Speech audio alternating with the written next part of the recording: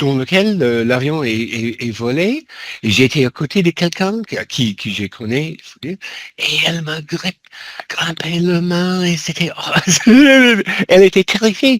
Mais maintenant, je ne sais pas quand ça s'est passé, mais petit à petit, j'ai commencé de me méfier de voler, et je pense que peut-être que c'était lié à cause de le fait que j'enseigne, et j'ai enseigné beaucoup d'étudiants, les ingénieurs. Et j'ai me dit, bah, est-ce que j'ai confiance en ces étudiants de construire un avion? Et finalement, j'ai dit, bah non, absolument pas. Et le terreur a commencé. Maintenant, qu'est-ce que je fais? Après, bah, tu sais, pour voler d'Australie en Europe, ça, c'est environ 20 heures. Il y a deux tranches, une tranche de peut-être 14 heures. Et après 7 heures, 8 heures, moi, je suis trop fatigué d'avoir peur. Mais bon, normalement, je déteste. Et je ne vais jamais aller dans un hélicoptère. Il y a aucune chance. Oh là là, je te comprends tellement, Nicolas. Tout ce que tu as dit. Bon, et toi, Julia, tu as peur?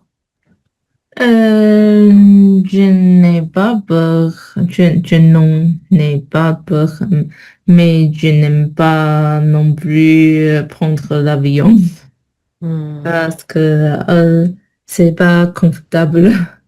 ouais. Oui, surtout pour l'avion de long Mhm, trajet long, on dit ça. mhm. Oui. Et comme j'étais petite, j'aime- j'aimais, j'aimais prendre l'avion parce que c'est cool. On vole, nous volons en, en air. Oui, c'est cool. Et c'est tout. J'étais curieuse pour toutes les choses, nouvelles choses. Mais maintenant, je n'aime pas prendre l'avion, mais malheureusement, je dois prendre l'avion euh, chaque année parce que maintenant j'étudie en France. Je dois prendre l'avion pour rentrer à la maison et aller en France, aller-retour. Oui, alors. En général, je prends l'avion deux fois pour aller-retour chaque année. Maintenant, oui. Et je n'aime pas, je n'aime pas euh, les trajets en avion à cause de, euh, comment on dit ça, parce que c'est inconfortable. Mhm. Oui. Et euh, après j'apprends l'avion. Après que j'apprends l'avion, mon, mon cours sont euh, figés, comment on dit ça? Figé? Figé, oui. C'est pas Rigide? flexible. Oui. Oui, mon corps est rigide, mon corps est... Figé, Oui. oui. Mhm. Après que je prends l'avion. Ok. Oui, mais donc, t'as pas le choix, en fait, Julia. Tu es obligée de le prendre pour rentrer à la maison. Oui, oui, Ouais, je te comprends. exactement. Ok, très bien. Et toi, Franck? Ah, je viens de chercher les noms français pour les endroits. Tout d'abord, j'aime voler, même si n'est pas trop souvent, parce que une fois par année, si c'est nécessaire, pour, oui, aller à des endroits éloignés qui m'intéressent. Et, mais je n'aime pas les contrôles qui sont au début des vols. Je comprends bien sûr qu'il faut contrôler des choses. Je me souviens, nous sommes allés en Chine cette année et on a même eu la permission d'apprendre les vieux accumulateurs. Il y avait un nouveau système pour les batteries et on devait acheter de nouveaux trucs seulement parce qu'ils ont peur que quelqu'un met l'avion en danger. Mais pour moi, c'est aussi une façon de faire de l'argent pour vendre de nouveaux articles.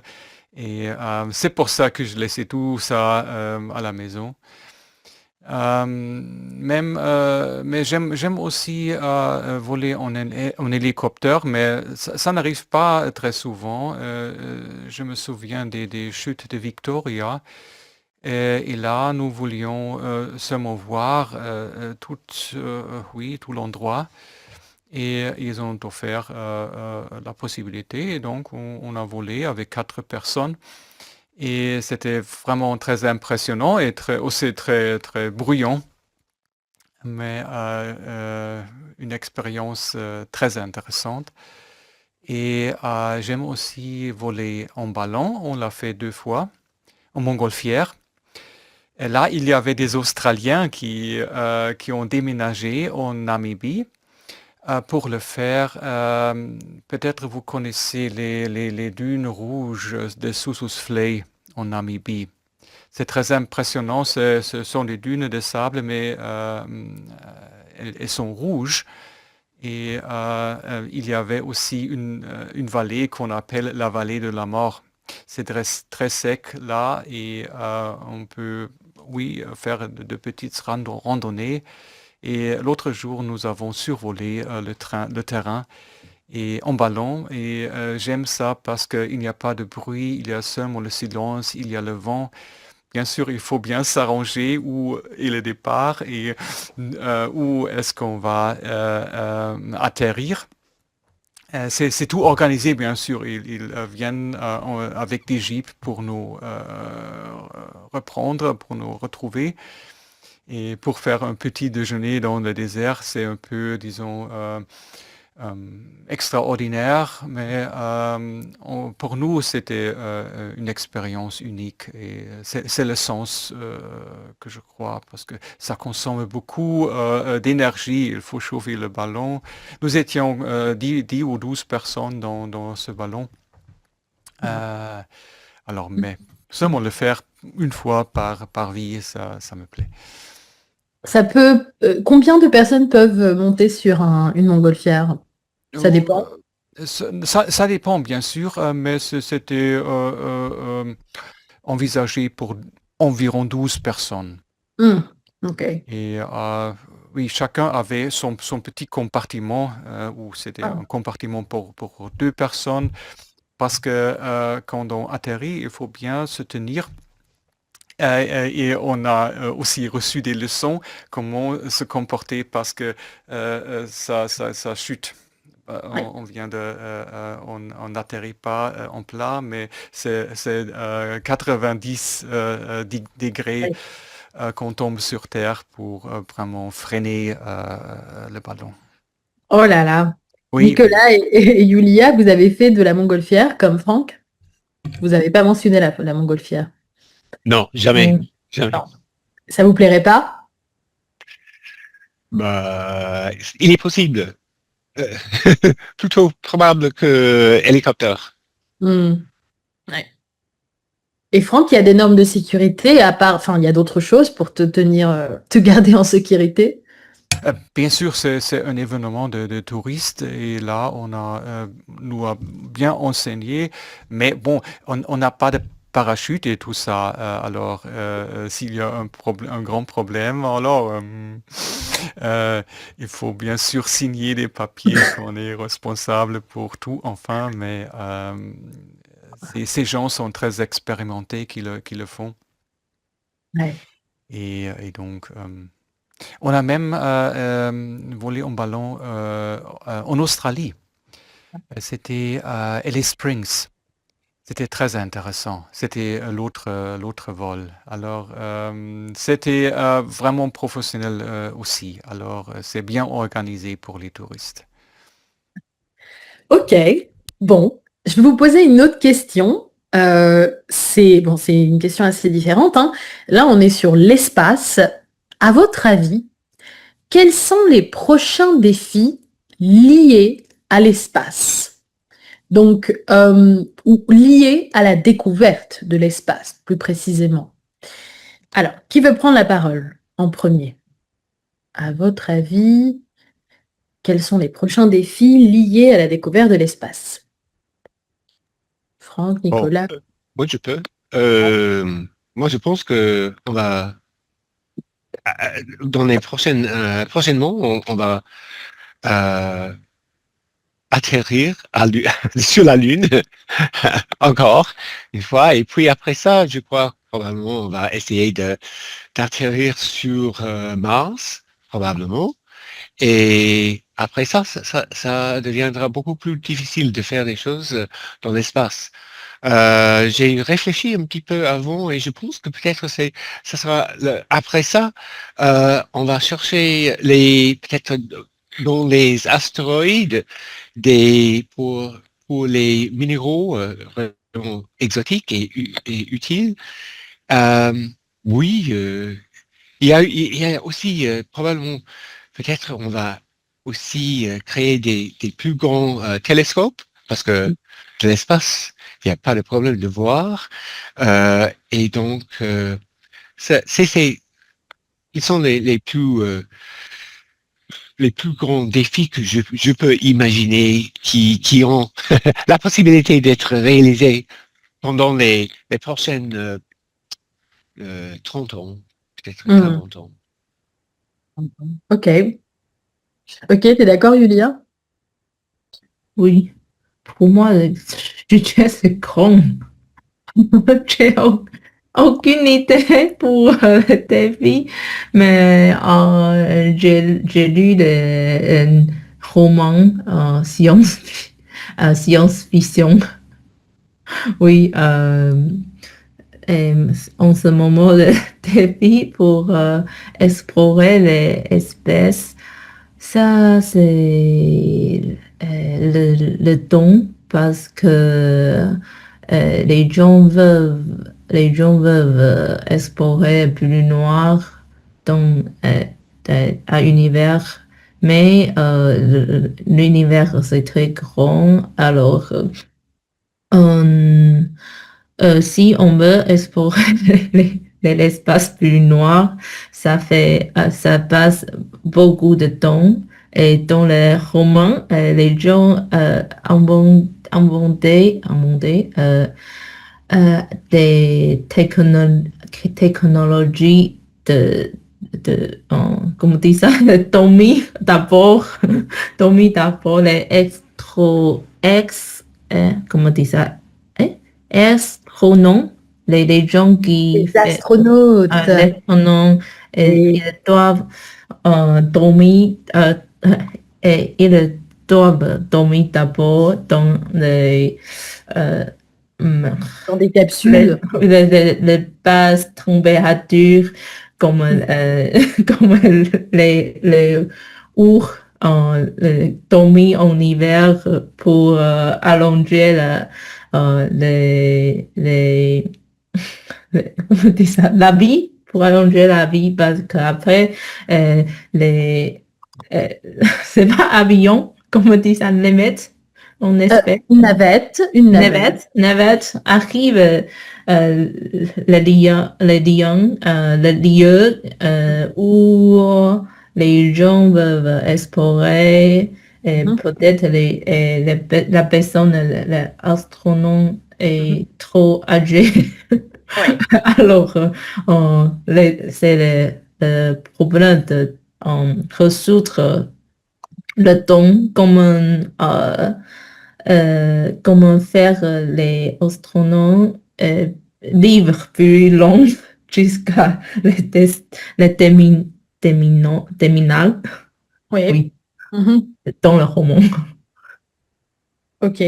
Mais tu sais que j'ai pas très bien compris ce que tu as dit, Yulia, sur la préparation des astronautes.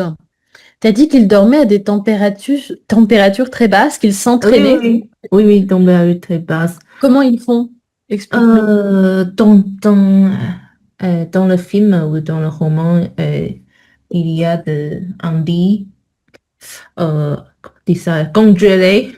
Ah, ok, ouais. Oui, oui, congelé. Euh, les gens dorment euh, dans le basse température, Mhm. même congelé, et Mhm. il peut.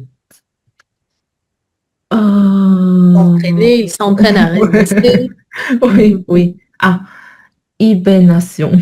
C'est ça? Ah, Comme hiberner. oui, hibernation. D'accord. Et oui. Et après, il se réveille et il est aussi également jeune. Mhm. Ok, Même oui, si oui. après plusieurs années, 7 ans années. D'accord, ça c'est dans les films.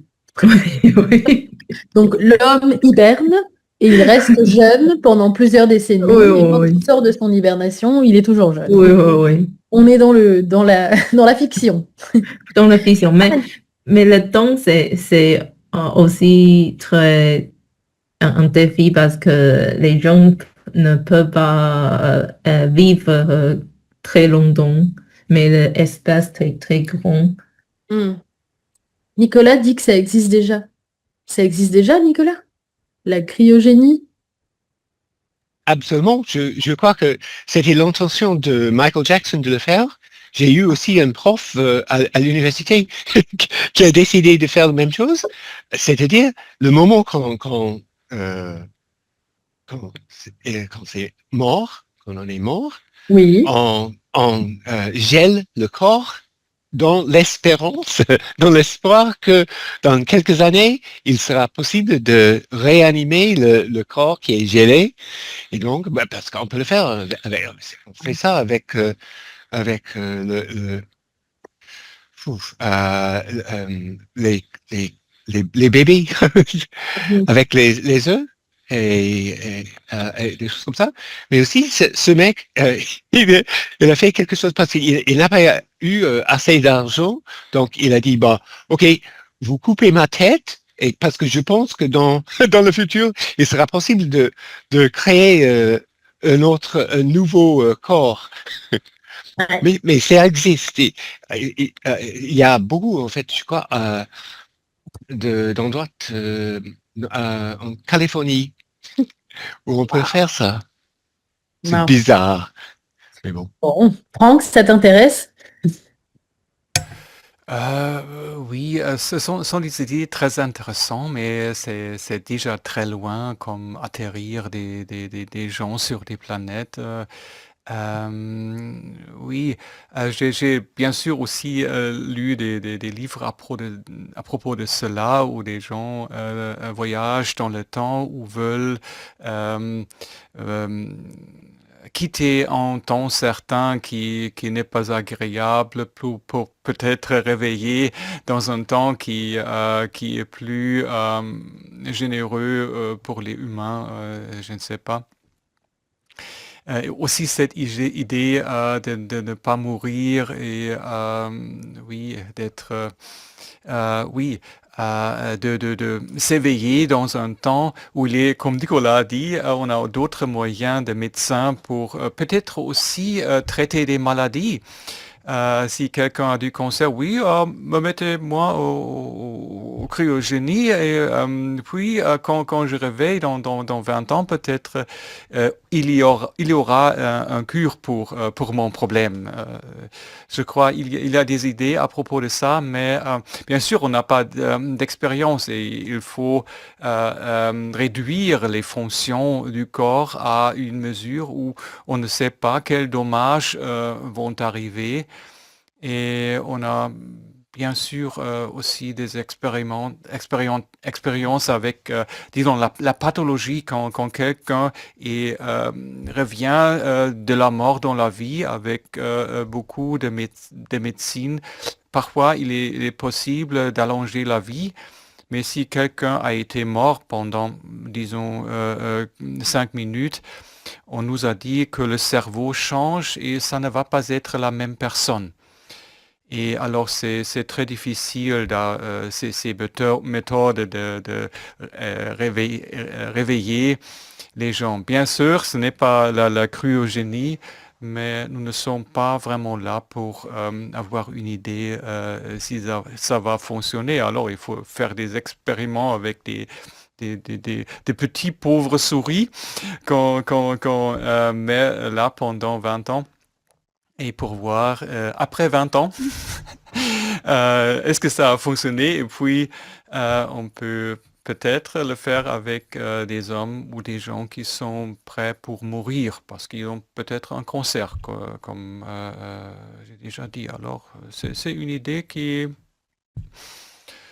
oui, qu'on peut poursuivre, bien sûr. La science toujours doit chercher des résultats. Comme dans l'espace, pour moi, c'est plus important ces recherches avec les planètes. Comment est-ce qu'on peut générer des énergies sur notre planète et ne pas seulement penser comment est-ce qu'on peut exploiter d'autres planètes parce que c'est un énorme problème de transportation encore. Mais il faut trouver des solutions pour tout.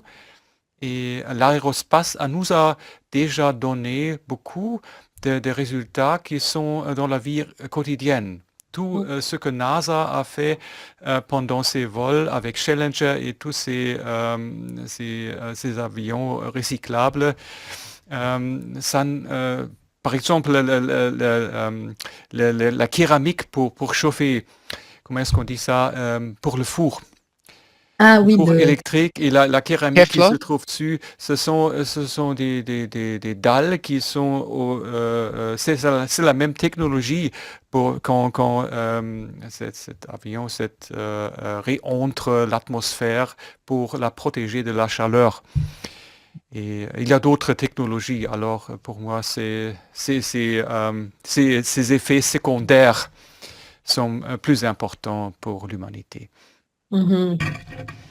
Et alors, effectivement, donc pour la science, la recherche de l'espace aide beaucoup la science en général. Maintenant, si on parle de l'autre côté, si on parle du nouveau business qui se développe autour de l'espace, avec, vous savez, les compagnies comme Elon Musk, tout ça, parce que là, il y a un grand intérêt pour l'espace aussi de ce côté-là. Qu'est-ce que vous en pensez? Le tourisme dans l'espace, le business qu'on fait autour de l'espace. Nicolas, qu'est-ce que t'en penses? Ah, bon, quand j'ai vu, par exemple, il y avait récemment une vol le fusée de Jeff Bezos qui a Mhm. pris, j'ai oublié son nom. Elle est chanteuse. Katy Euh, Perry. qui? Katy Perry. Ah oui, c'était Katy Perry.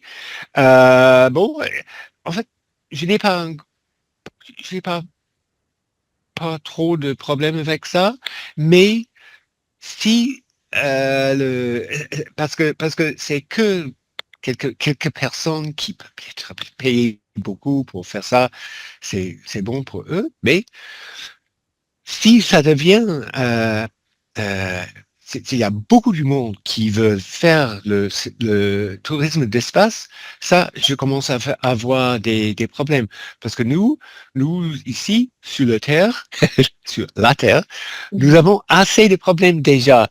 Et de voir les gens comme ça, il y a déjà des choses que je vois actuellement sur la Terre, c'est la différence entre les pauvres et les riches qui devient de plus en plus grande. Et donc, ça, je trouve horrible et dégoûtante. Et donc, si on a le surtourisme dans l'espace, comme nous avons sur la Terre, ça, non, je ne l'accepte pas. Je pense que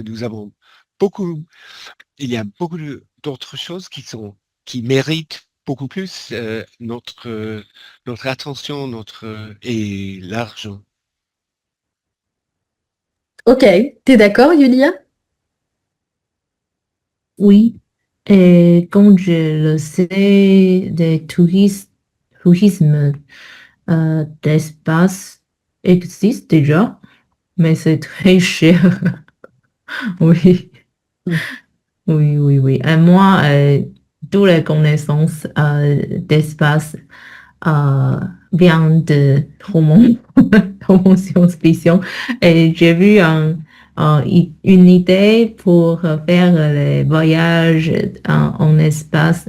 C'est établir, c'est les entreprises établir un un bâtiment euh, très, très grand, très, très haut, Mhm. très haut. Et, il existe un ascenseur, ascenseur pour aller à l'espace. Oui. Et, euh, un peu comme on fait un voyage, non, c'est pas voyage, mais une visite à la tour, la tour Eiffel, comme ça. Mais c'est un tour plus haut, oui, et les gens peuvent regarder l'espace dans dans le plastre en haut. Oui, oui, c'est une idée. Mais je ne sais pas, c'est possible qu'on dans ma vie, peut-être si, peut-être oui, peut-être non, mais ça, c'est sûr que ça coûte cher. Oui, De créer un ascenseur pour aller dans l'espace, c'est ça? oui, oui. Oh là là, je suis pas sûre que je le prendrais. Tu le prendrais, Yulia, cet ascenseur? Si c'est acceptable, non, c'est pas acceptable, c'est je peux payer si Ah, c'est accessible. accessible. Oui, Entièrement. oui, oui, Ok, donc oui, tu le ferais quand même oui, si oui. c'était accessible. Si si j'aurais de l'argent, Ouais, ouais, oui. très bien. Ok, correction, si j'avais de l'argent. Si j'avais de l'argent. Mhm. Ok. Franck? Oui, il y a bien sûr ces deux côtés pour le juger. Tout d'abord, bien sûr, ça demande beaucoup d'énergie et pour moi, c'est bien sûr, si on regarde les problèmes de la planète, euh, c'est pour moi un peu de décadence de faire ces vols-là. Mais je me souviens que William Shatner, le capitaine euh, de Star Trek, lui aussi, il est allé à à une telle excursion. Il est revenu, il a dit, oui, je suis le capitaine qui a toujours dit, il y a tant de monde à découvrir et ce que j'ai vu, c'était une planète qui est tellement belle et autour de cette planète, il n'y avait que du noir. Et c'est la seule planète que nous n'ayons. Alors, il faut la préserver. Et il a donné aux gens cette expérience. Ça m'a beaucoup plu. Et il a dit, euh, lui ne pouvait pas arriver à exprimer cela sans l'avoir vu.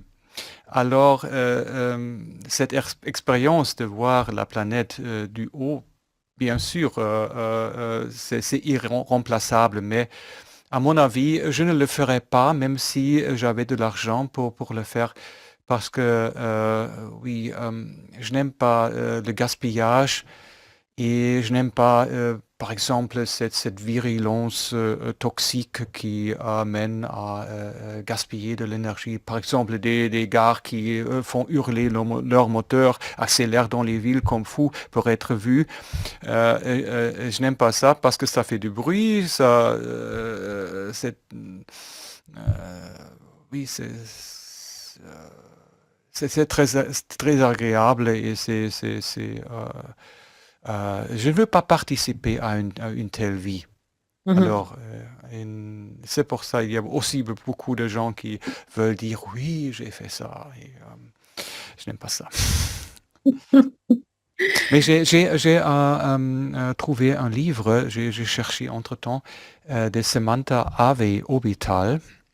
Peut-être vous le connaissez, je ne peux que fortement recommander parce que là, on dit pas astronautes, on dit Mhm. ils ont donné leur expérience pendant leur séjour sur ISS. Et ce sont 5 ou 6 personnes qui ont tout leur CV particulier et leur histoire. Et ils décrivent comme il est de vivre chaque jour et de voir la planète tourner. Et toujours voir d'autres pays, on reçoit une autre idée de cette particularité de la Terre. Donc, qu'est-ce qu'ils disent sur le fait de voir la planète tourner? Ça doit impacter quand même, ça doit être très impactant psychologiquement. C'est toujours cette comparaison entre la vie qu'on mène sur Terre, ils ont bien sûr leur passé, et ces nouvelles expériences de voir ça du haut et dire il y a d'autres préférences. On dit tout d'abord sauver la planète, puis gérer une société plus agréable, et puis seulement sur la troisième position, l'économie Mm. et l'argent. Ouais. C'est ce qu'on ne peut pas vraiment voir si on seulement est, oui, dans son pot, bien sûr, dans ses problèmes quotidiens. Ouais. Alors, je ne veux personne pour, bien sûr, se battre pour l'argent parce qu'on en a besoin si on ne peut rien changer. Mais le problème est parfois qu'on n'a pas d'autres idées. Et les gens qui ont les sous courent encore après les sous. Et là, on peut changer quelque chose. Wow. Seulement en lisant. Donc, et ça, c'est le livre c'est Samantha Harvey. Ok. Samantha Ave, oui. Ok, on peut l'acheter à la Fnac. Ok. Bon. Et justement, vous vous souvenez, il y a eu un moment, je crois, des astronautes qui avaient été coincés sur la station spatiale internationale. Je ne sais pas si vous en souvenez, c'était l'année dernière, je crois. Vous vous en souvenez ou pas, Yulia, Franck, Nicolas? Des 2 astronautes qui ont été coincés sur la station et qui n'ont pas pu revenir pendant assez longtemps. J'ai vu, mais j'ai oublié. Est-ce que... C'était Butch, quelqu'un, et un autre, qui était là pendant une période, pour peut-être 4 semaines ou quelque chose comme ça, et ils restaient 14 mois, je sais pas, c'était vraiment très longtemps. Et justement, moi, je me disais, mais waouh, quel métier, parce que vraiment, penser que tu es coincé sur une station, c'est dans l'espace, c'est fou. Alors peut-être que ma question pour vous, c'est, à votre avis, qu'est-ce qu'il faut, en plus des compétences, bien sûr, qu'est-ce qu'il faut pour être astronaute? Est-ce qu'il y a, est-ce que c'est une passion? Est-ce qu'il faut être passionné? Est-ce qu'il faut être... parce que quand même, c'est des personnes très courageuses, hein. Vraiment, moi, j'aurais paniqué si j'avais été coincée sur une station internationale. Donc, je sais pas, qu'est-ce qu'il faut, Nicolas, pour être un astronaute? Qu'est-ce qu'il... Bah, À part les compétences. je ne sais pas. Ici, à Adelaide, il y a quelqu'un qui était ici, il y a dans l'université d'Adelaide, il y a probablement 40 ans ou 35 ans, qui s'appelle Andy Thomas. Alors, il était un des premiers, probablement le premier astronaute australien. Il était le commandant pendant quelques voyages, 1 ou 2 voyages de le Space Shuttle, Oui, je ne sais pas le la mot, navette. Navette. la navette de l'espace. Et il est très célèbre ici, bien sûr. L'université aime beaucoup de débats. Voilà, nous avons eu Andy Thomas ici. Mais je pense, oui, il faut être très, très courageux ou courageuse, euh, et aussi d'être capable de rester très très calme dans les situations de très grande tension. Et je me rappelle, je crois, une histoire de Neil Armstrong. C'était le premier mec qui a marché sur la Lune, qui a eu des réactions fantastiques apparemment.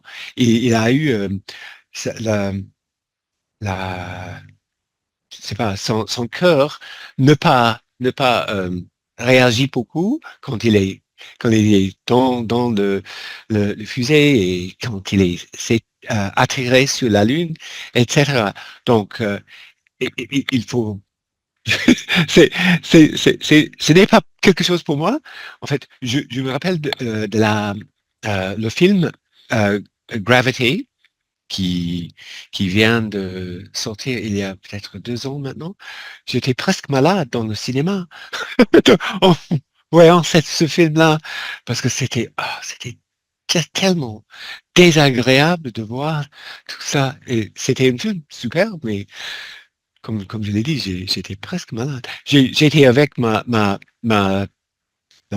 Benjamin, ma fille, et j'ai agrippé sa main très très très très fort et elle a dit en tout voix haut, bah papa tu arrêtes, c'est dégoûtante ce que tu fais. Tes mains sont mouillées. Bon, ouais, alors ça, oui, je sais pas. Attends, elle a dit ça très fort, à haute voix, Nicolas. Oui, absolument. Oh là là. Je me suis agrippée à sa main. Ok. Yulia, qu'est-ce qu'il faut pour être un astronaute? Euh, je, je fais la recherche d'astronaute qui est taïwanais. En fait, il y en a un. Ouais, mais il est, comment dire ça, maîtrise. Il est quoi? Il est maîtrise. Ah, Il est métis. maîtrise, oui. Mhm. Sa mère est taïwanaise, mais son père est c'est quoi? J'ai oublié. Oh, T'appelles comment? c'est américain, suédois, oui, suédois américain. Mais il est né à Taïwan.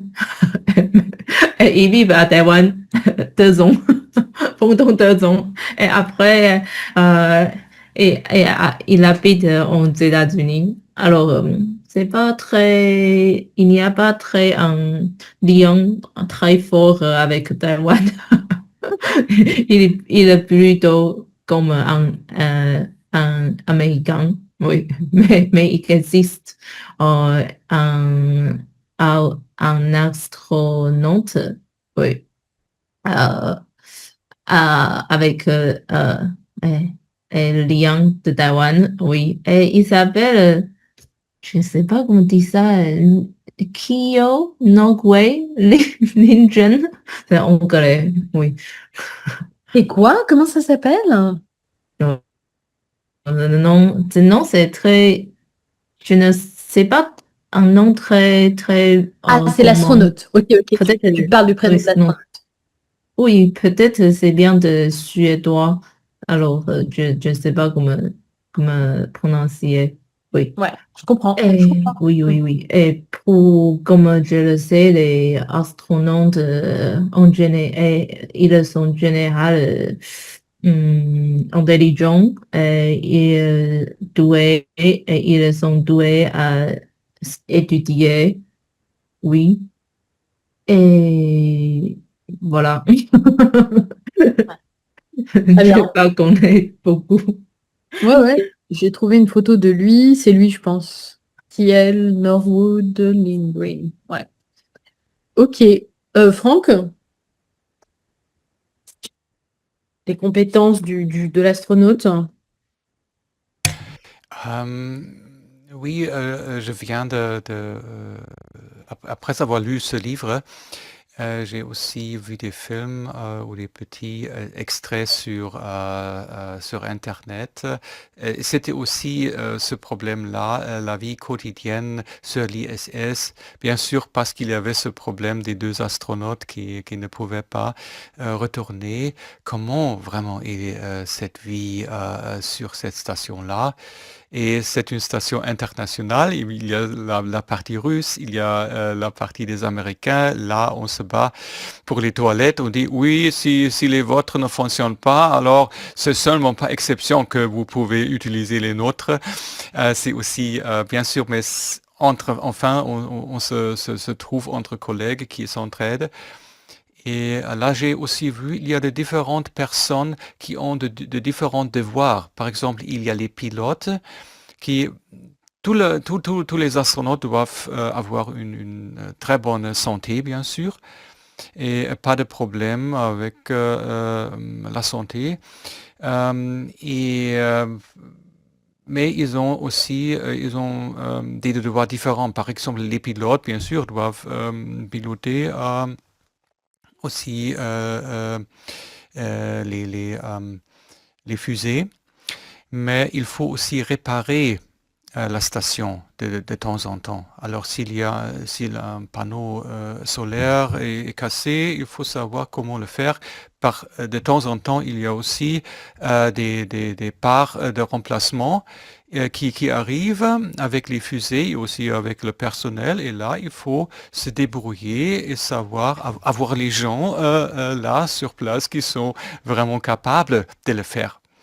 Et bien sûr, il y a les chercheurs qui eux aussi ne font seulement leurs expérimentations tous les jours. Ce sont parfois des choses, si on examine des animaux, par exemple des souris, sans pesanteur. C'est très intéressant, mais ça dure. Bien sûr, il faut faire la même chose et faire tous les jours et faire aussi les notes à propos des résultats quotidiens. Et on réalise que c'est un quotidien qui est très réglé, même si on n'a plus le temps. Alors on n'a plus cette orientation, quand est-ce que le soleil se lève, quand est-ce que le soleil se couche. Alors il faut vivre après la montre. Et oui, maintenant j'ai travaillé pendant 8 heures. Il faut que je me couche, n'importe ce que je vois par ces petites fenêtres qui donnent sur la Terre et peut-être de temps en temps sur le Soleil. N'importe. Et aussi ne pas avoir la pesanteur. C'est aussi les cheveux sont un peu partout. Et aussi, bien sûr, si quelque chose, si ça quitte les mains, il faut toujours prêter attention aussi des gouttes d'eau qu'on peut bien les séparer et les mettre à côté. Et il y a bien sûr des conteneurs où on peut les mettre. Il faut prêter attention et ça dure. Alors, vivre sans pesanteur, ça doit être très difficile. On peut s'habituer, bien sûr, comment on bouge, comment est-ce qu'on va d'un endroit à l'autre. Mais c'est une autre vie qui a son horloge et ses défis particuliers. Ouais, ça demande un entraînement, effectivement. Oui, bien sûr, bien sûr. D'ailleurs, quand les astronautes reviennent sur Terre, je crois il y a un moment où ils doivent réapprendre à marcher, non? Parce que je crois que la pression, non? Il y a quelque chose comme ça, non, Franck? Ils font du fitness sur la station. Ça fait aussi partie d'itinéraire, mais il faut bien sûr se retrouver tous. Aussi, les organismes changent parce que la respiration, par exemple, comment la circulation avec tout est changé parce qu'il n'y a plus de pesanteur et là, il faut bien sûr se retrouver sur Terre avec la pesanteur et ça dure. pas marcher. Bien sûr, les muscles, bien sûr, il faut aussi entraîner parce que c'est de nul à 100%. Ouais. Waouh. Bon, et très bien. Je vais vous poser la dernière question, la plus importante. C'est pas la plus importante, mais sommes-nous seuls dans l'univers? Qu'en pensez-vous? Alors, qui veut prendre la parole en premier? Sommes-nous seuls dans l'univers? Nicolas? Oui, en fait, moi, je ne sais pas. Euh, j'ai vu beaucoup de dialogues, débats sur ce sujet-là. Et moi, je crois que oui, euh, avec la probabilité d'existence de la vie ailleurs, oui, il y a, oui, je pense que probablement, oui, il y en a. S'il y a, s'il y en a sur la Terre, pourquoi pas ailleurs. Mais la probabilité de rencontrer les aliens, ça, je ne crois pas. Mhm. Euh, Parce que les défis sont trop grands pour traverser l'espace. Ici, en fait, d'avoir une civilisation, d'avoir tout ça, je ne crois pas. Je crois pas je pense que l'humanité n'existera pas avant que, oui, avant l'arrivée des aliens. Voilà. Mais je pense, c'est peut-être 60-40 que nous ne sommes pas seuls là, dans l'université. Mais c'est une question vraiment hypothétique. Mhm. Je ne crois pas que les ovnis sont les vrais aliens. Donc, voilà. Ok. Ok. Julia, t'es d'accord? Oui. Et j'ai lu une information étonnante récemment. Il existe un message bien, bien extraterrestre. Oui, Mhm. existe. Alors, extraterrestres existent, confirmé. Oui, mais c'est intéressant. Je crois, c'est pas selon moi, les humains explorent l'espace pour chercher une autre vivant qui avec les intelligences. Oui, on cherche le extraterrestre. Extraterrestre. Oui, oui, peut-être parce que les gens ou les vivants euh, ont l'intention de chercher les vivants similaires comme les gens rencontrent des gens qui a quelque chose similaire avec nous. C'est un peu philosophique, mais je pense que c'est pourquoi les gens continuent à chercher et explorer l'espace. Euh, oui, c'est un mystère, mais c'est très fascinant, non? C'est très Non. charmant. Oui, c'est très charmant. Mm.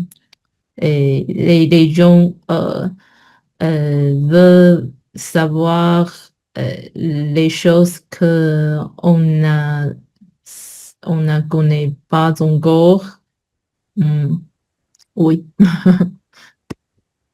Ok, donc oui, ça existe, en tout cas, selon toi. oui, selon moi, oui. Ok. Franck? Ah oui, c'est peu probable, mais l'espace est tellement grand que je suis sûr qu'il y a sur d'autres planètes très lointaines une forme de vie. Et bien sûr, c'est encore très improbable que deux vies qui ont évolué sans se connaître ou indépendamment se rencontrent. Et ont la technologie de vraiment changer de planète. Euh, c'est ce qu'on voit avec l'humanité. Nous sommes en train de détruire notre planète qui est la base pour l'évolution d'une technologie qui pourrait nous transférer à un autre endroit. Et si on ne sait pas survivre le temps pour avoir les moyens ou avoir évolué la technologie, il faut du temps, bien sûr. Mais si nous détruisons notre planète, alors c'est la thèse que je peux soutenir. Alors quand l'autre espèce arrive sur la Terre, il n'y aura plus de vie. Peut-être il y a eu de la vie sur Mars, mais nous ne sommes arrivés trop tard. Euh, on ne peut pas le dire, mais bien sûr, c'est possible, mais c'est deux fois improbable que deux formes de vie se rencontrent dans l'aérospace, à mon avis. Bon, très bien. Qu'est-ce qu'on peut ajouter sur ce thème? L'espace, la conquête spatiale. Qu'est-ce qu'on peut ajouter? Peut-être que j'aurais pu vous demander quelque chose sur le fait de... Vous savez, en français, on appelle ça le fait d'aller dans l'espace, découvrir l'espace, on appelle ça la conquête spatiale. Même la terminologie qu'on utilise, elle est un petit peu... Qu'est-ce que vous en pensez du fait d'utiliser le terme conquête? Conquérir l'espace. Est-ce que ça montre quelque chose sur nos intentions par rapport à l'espace? Nicolas, Yulia, Franck. Oui, ouais, en fait, je pense que c'est la même chose qu'on a eu, on a vu pendant euh, euh, euh, bah, non, 15e siècle, c'est le Mhm, 15e siècle mhm. qu'on a eu tous En les Amérique. voyages de découverts avec tous les voyageurs, Mm. Columbus, Magellan, tout ça. C'est le Ouais. même, c'est presque la même idée. Et je crois qu'ils ont dit, bah, nous allons nous avons Oui. conquêté la mer, la terre, tout ça. Donc c'est c'est le nature de l'homme de d'avoir une attitude comme ça. Mhm. Euh, bon, bah, je n'ai- on, on peut dire con- la conquête de l'espace, mais c'est c'est- c'est que un mot et Ouais. c'est ça. Mhm. Alors, Oui. La conquête de l'espace. Oui, c'est le terme également du 15e siècle. Ok. Est-ce qu'il y a des questions de grammaire? De l'espace? Non, ça va? Non. Il faut le revoir. J'ai copié cela du chat. Oui. Bon. Bah écoutez, s'il n'y a pas de questions, à la prochaine. Oui. Salut. Merci. Bonne ah, Bye journée. bye. Et au je revoir, merci et bonne journée. bonne journée. Merci. Au revoir. Au revoir. Au revoir, Alors, Franck. l'atelier de Au revoir, lecture. Julia. Au revoir. Bon, l'atelier de lecture, on commence dans 3 minutes. On va attendre que les autres arrivent.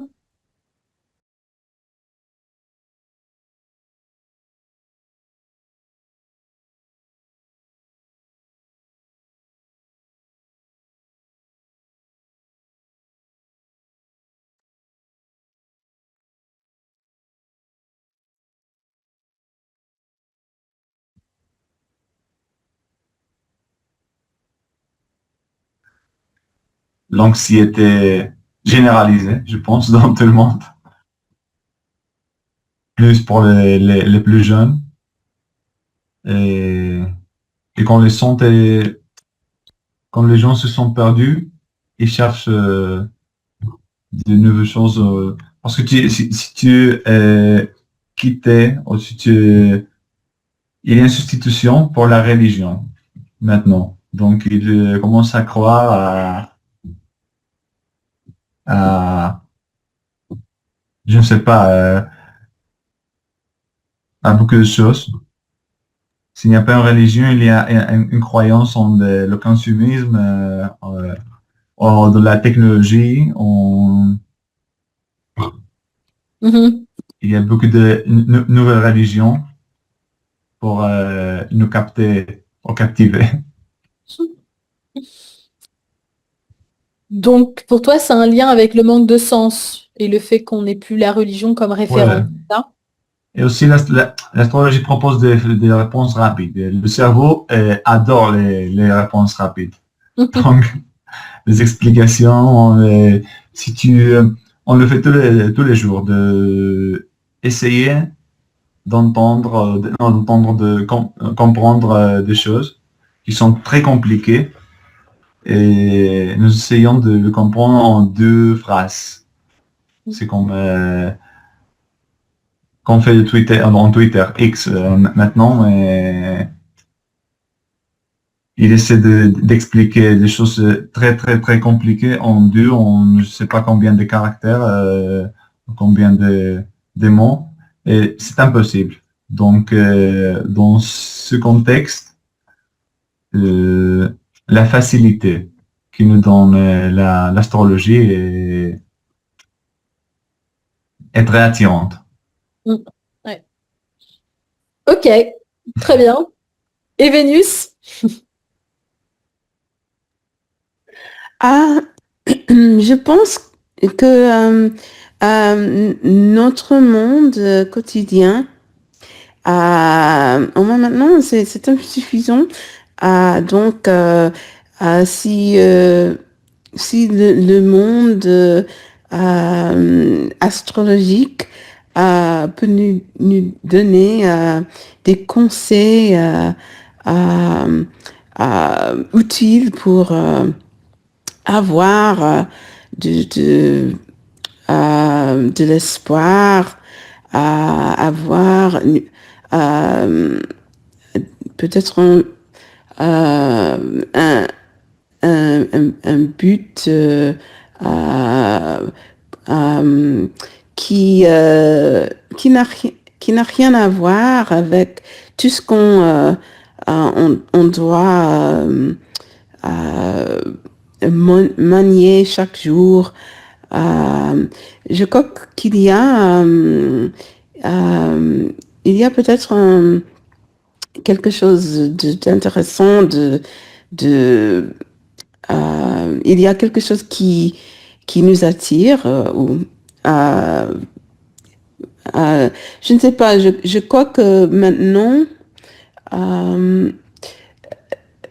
et je ne sais pas si c'est pareil en France ou pas, mais aux États-Unis, c'est évident que nous avons des problèmes. C'est assez difficile ici maintenant. Donc, je trouve que tout le monde cherche un moyen de s'échapper de cette expérience. Et l'astrologie peut nous offrir cette option. Donc, je pense que c'est tout à fait raisonnable de chercher des informations parmi les étoiles. En fait, je pense que cette info est plus fiable que l'info qu'on peut avoir sur la télé ou sur les réseaux sociaux. Donc, je pense que les jeunes et et en fait, tout le monde a, a, a besoin de plus d'espoir et, et que tout le monde cherche à, je ne sais pas si on peut dire l'étoile du Nord, qu'on on dit, c'est une référence de la Bible où les trois magies, comme c'est quoi les trois personnes qui cherchaient le bébé Les rois mages. Jésus-Christ. Les rois mages. Les rois mages, merci. Les rois mages, ah oui, ils ont suivi une étoile. On dit que c'est l'étoile du Nord. Dans le... Je sais pas comment on l'appelle. Oui, l'étoile, j'essaie de regarder. C'est dans le catholicisme? Oui. Le roi mage, l'étoile de Bethléem, je ne sais pas franchement comment on l'appelle. Il y a une étoile qui peut qu'on peut utiliser comme référence si on doit voyager. C'est aussi l'étoile que les esclaves des États-Unis ont utilisé pour échapper du Sud. Il fallait avoir un moyen de savoir en quelle direction il voyageait. Oui. L'étoile polaire. L'étoile polaire, merci. L'étoile polaire, apparemment. Oui. L'étoile polaire. Ok, donc oui, c'est... Alors attends, je regarde. Oui, c'est ça, l'étoile polaire. Donc, j'ai oublié ce que tu disais, Vénus. Tellement de Moi choses aussi. que... Ouais. Bon. Si je vous demande, je vais vous demander pour les dernières minutes d'exprimer quelque chose sur ce thème. Qu'est-ce qu'on devrait ajouter sur le thème de la conquête spatiale, de l'univers, de l'astrologie, qu'on n'a pas mentionné? Alors, prenez la parole comme vous le souhaitez. Miguel, Hichem, Vénus. Ouais. Alors, je crois que nous devrions nous concentrer sur le problème qu'on a sur Terre avant de voyager à l'espace. Je crois que quand on dit que on doit déménager à notre planète, c'est parce que les problèmes ici sont si grands et forts qu'on doit quitter la Terre. Mais on fera la même chose dans une autre planète. Donc, on va aller dans l'espace sur une autre planète. Ah, Miguel est parti. Non, j'écoute, je dois ouvrir la porte. Vas-y. Ah oui, j'écoute. Ah, ok. Oui, donc tu as un peu peur qu'on reproduise la même chose, en fait, qu'on détruise les autres planètes. Oui, et oui, bien sûr. C'est ça qu'on va faire, oui, bien sûr. Malheureusement. Ouais. Donc, si un jour on te propose d'aller sur Mars, tu n'y vas pas. Non, je vais mourir ici. Je mourirai ici. Ouais, je n'ai pas envie d'aller au Mars pour moi. Ouais. Je suis trop vieux pour ça. Peut-être mes enfants, mais moi non. Et toi, Hichem, qu'est-ce que tu souhaites ajouter? Non, je suis d'accord avec Miguel. Si nous ne sommes pas capables de soigner de ces planètes, comment est-ce qu'ils osaient de aller à la conquête des autres? En fait, ces personnes qui voyagent dans l'espace ne considèrent pas le reste de l'humanité. Qu'en faisant partie de leur plan,